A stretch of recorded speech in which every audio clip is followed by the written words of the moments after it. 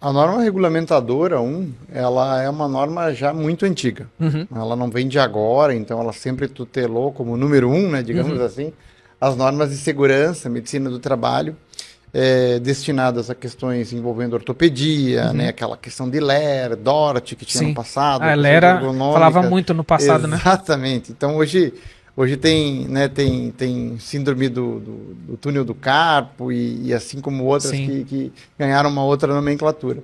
E desta vez procurou-se tutelar um dos chamados, né, mal do século, que é uma doença, entre aspas, que eu vou usar agora o termo, tá, da moda, que seria as doenças psicossociais, que são as doenças mentais, né? Então, a partir de agora, houve uma prorrogação até para Uhum. para 2026, para ela entrar em vigência em termos de fiscalizações por parte do Ministério do Trabalho, mas cuide desde já, porque uma ação trabalhista ainda pode existir, né, Verdade. do empregado, burnout, essas questões. Então, as doenças mentais hoje elas precisam estar no radar das empresas justamente pela questão da função social da empresa, Uhum. né? Então, nesse tocante que Sim, foi sim. criada foi criada não, ela foi aditada, a Uhum. norma regulamentadora foi aditada com esse Em outras ponto. palavras, foi feito um upgrade nela aí No de. upgrade. Foi revisitada, né? Realmente esse ponto de saúde mental, que acho que já existe desde muito tempo, né? Ela tem. Ela quanto doença, vamos chamar assim, né? Ela tem realmente ter sido um problema do nosso século por várias coisas, né? Você teve realmente a pandemia, né? Que acelerou algumas coisas. Hoje em dia você tem uma pressão maior em muita coisa. A própria rede social criou uma série de parâmetros bons ou ruins, podemos discutir em outro momento, né? Mas tem Claro, levado realmente a gente para esse lugar onde a parte mental, ela, rapaz, mexe muito com a gente hoje, né? mexe.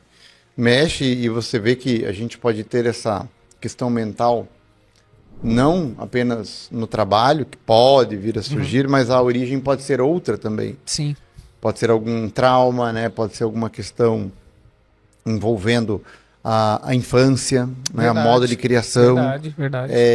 o próprio DNA, né? Sim, Passando as questões, o ambiente, né? Que você vive, as experiências que você teve tudo molda, né? para moldar, né? Então é importante a gente ter esse cuidado para não achar que daí também é tudo do trabalho, Sim, é né? verdade. E sim, o trabalho vai ser não a causa, mas a Uhum, consequência de tudo aquilo. E automaticamente o empregador no Brasil vai ter que ter num país que é ainda em desenvolvimento, uhum, principalmente a questão financeira, onde a gente sim, tem custo Brasil um atrás do outro para as empresas, tem que agora também cuidar disso, como já teve cuidado da LGPD, uhum, dos programas de integridade, gera custo, mas pode gerar um excelente benefício, um excelente resultado. Então é nessas oportunidades que a gente sim, tem que ficar ligado. faz sentido. E a NR1, o que ela aborda especificamente? Ela está dentro dessa relação de risco ocupacional, né? Ocupacional, O né? quais são os pontos que ela aborda, né? O que amplia um pouco mais do que você está trazendo? Tem mais pontos? Eu acredito que os pontos principais, até ontem estava terminando um artigo sobre a matéria, e a primeira questão que a gente tem que se preocupar é a gente fazer um diagnóstico interno Uhum, dentro da empresa. Grandes empresas, grandes companhias de médio para frente já têm alguns ensaios, uhum, né? Tem algum médico do trabalho, tem algum psicólogo, eventualmente, uma uhum, ergonomia do trabalho. Então, sim, que a ergonomia também ajuda né, a ginástica laboral, por exemplo, na questão mental. Então, você faz um mapa do que você já tem. uhum, E depois, você trabalha com as ciências correlacionadas, porque isso não é uma matéria de prática jurídica, eu diria para uhum, você, né? Mas algo no sentido de que a gente consiga apresentar um gerenciamento de tudo isso. uhum, Esse mapeamento vai ser um gerenciamento, o que eu tenho e o que eu preciso ter, com esses profissionais uhum, todos, engenheiro do trabalho, técnico de segurança, uhum, médico do trabalho, nem que seja um panorama ali para o teu exame médico periódico, uhum. mas alguma questão você vai armazenando. E aí depois sim, depois de ter esse ensaio pronto, você incrementa novas situações. Para quê? Para montar o teu programa, Sim. né, de gerenciamento. Então, primeiro é o Ele é gerenciamento e contínuo, depois é né? um programa, o Faz e acaba. PGR. É contínuo, né? É contínuo, ele não vai desaparecer mais. Uhum. E aí você faz o quê? Você acaba fazendo um programa que é colocado de como a empresa tutela, como a empresa trata este assunto das doenças psicossociais, dos gatilhos mentais, e acontecendo essa situação dentro da empresa, como que você vai agir. Essa é a tua grande missão. E tu passar um ensinamento para o empregado. Por quê? Quando a gente fala de legislação trabalhista, a gente tem que pensar que a gente tem que ensinar como se estivesse ensinando uma criança pequena. Verdade. O empregado seu na empresa, você tem que dizer o óbvio. Verdade. O óbvio precisa ser bem dito. Sim. Então, você passando a mensagem nesse ponto, ele assina que aquilo está no contrato de trabalho dele, aquilo vai para o regulamento interno dele, em treinamentos que a gente tem que dar. E aí sim, ele tendo dúvidas, ele pode consultar a hora que bem quiser essas questões e saber os canais que ele tem que procurar. Se vai ser o RH, se vai ser o médico direto, depende da estrutura da empresa. Entendi. O PGR, esse programa de gerenciamento do risco, é essa preparação em relação ao NR1 que a empresa, né, tem que criar. É que de fato é um programa, né? Acho que ele acaba envolvendo muitos profissionais diferentes nesse aspecto, né? A multidisciplinaridade é muito grande Sim. nesse ponto, né, Romualdo? Primeiro tu gerencia, depois tu monta o programa. É o líder, né? Direto, vamos chamar assim. O líder da pessoa vai ter Geralmente que é um psicólogo, né? Quando está de cabeça, acaba envolvendo. E eu vou um pouco além. E diria para você e para os espectadores que a gente tem que envolver a alta cúpula da empresa. Ah, sim. Total. Porque se não pegar, né, literalmente na palavra, em cima e embaixo não vai ter rendimento. Então eu acredito que essa tomada ela é muito, muito importante para a consumação do programa. Né?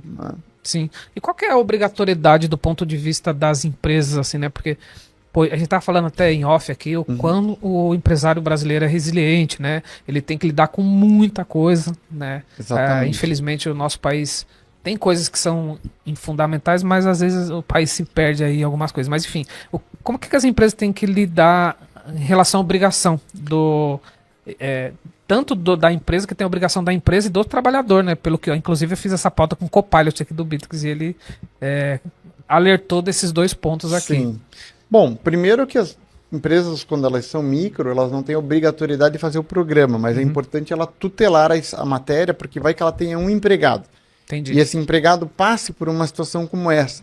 Então ele pode um dia até processar a empresa e tu vai se defender como? Sim. Vou buscar alguma alternativa. Você pode até ganhar o processo, mas você pode ter também algum problema nesse tocante. Então eu vejo que o que é muito importante para nós é a gente sempre estar proporcionalmente de acordo com o tamanho da empresa, ajudando ela a criar o seu programa. As grandes já são, em médias, obrigadas a fazer. As menores não.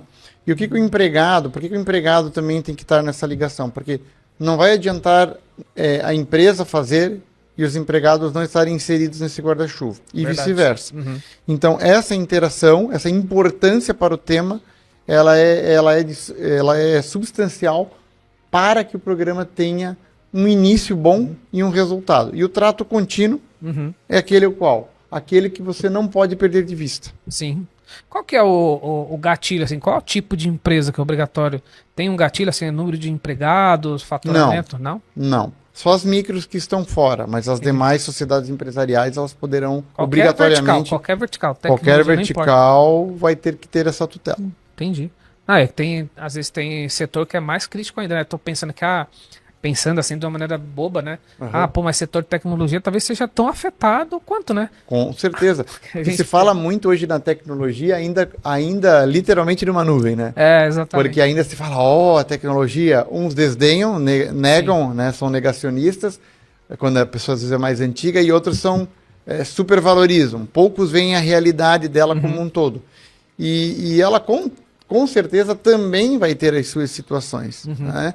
Às vezes a pessoa trabalhando na tecnologia pensa, não tem muito horário fixo, mas trabalha daí de madrugada, começa a ter os problemas da doença do sono, e assim por diante você começa também a entrar nesse ponto. Sim. Então todo mundo vai estar com certeza tutelado. As mais conservadoras talvez num primeiro momento, porque não tem muita abertura, muita flexibilidade. Sim. E depois aquelas que estão mais, entre aspas, modernas aí nas pegadas de trabalho. Aqui na preparação da pauta, a IA colocou um ponto aqui que eu olhei e falei, poxa, mas depois eu falei, realmente tem tudo a ver, né? Porque a NR1 também olha para prevenção de acidente. Né? Uma vez que, imagino que se o cara estiver bem mentalmente, então ele não vai se distrair, ou enfim, ele não vai deixar passar uma coisa que é obrigatória, como usar um equipamento, né? Sim. E é isso, tá bem relacionado também, né? Sim. Diretamente.